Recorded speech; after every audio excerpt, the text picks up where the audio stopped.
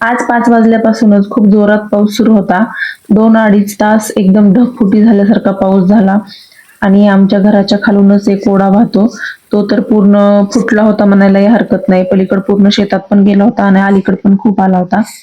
हे दोघं हे त्या ओढ्याचं पाणी बघायला गेले होते आणि हिला नेलं नव्हतं म्हणून ही खिडकीतून हिचा असा गोंधळ सुरू होता.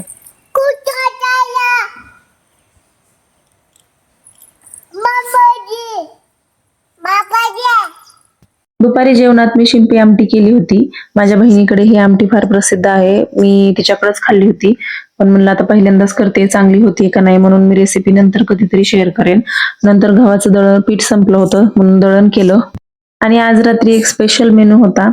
म्हणजे आज नॉनव्हेज करणार होते मी, बिर्याणी. त्याच्यामुळे त्याचीच तयारी मी लवकरच सुरू केली होती. कारण हे दोघींना पण घेऊन बाहेर गेले होते आणि सावी घरी असेल तर ती मला काही जास्त काही करू देत नाही. आणि ते बिर्याणी म्हणलं की थोडं कॉन्सन्ट्रेशनने करावं लागतं. कारण माझ्याकडून दरवेळेसच भात हा 60 to 70% शिजायच्या ऐवजी थोडा जास्त शिजला जातो. आणि मग परत ते दममध्ये आणखीन थोडंसं जास्त होतंय.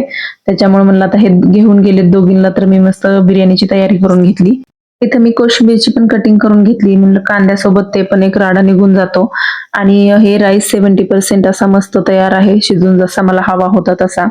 नंतर बिर्याणीला छान दम दिला. आता बिर्याणीची पूर्ण रेसिपी मी नंतर कधी तरी शेअर करेल. कारण शूट करायचं म्हणलं बिर्याणी रेसिपी फुल डिटेलमध्ये तर त्याला कोणतरी सोबत लागेल मला आणि आज कोणी काही तसं मदतीला पण नव्हतं. सानवी पण बाहेर गेली होती. त्याच्यामुळे म्हणलं आज शॉर्टमध्ये त्याचा फुल रेसिपी मी नंतर शेअर करेल. ओके चलो बाय. आपण भेटू पुढच्या व्लॉगमध्ये.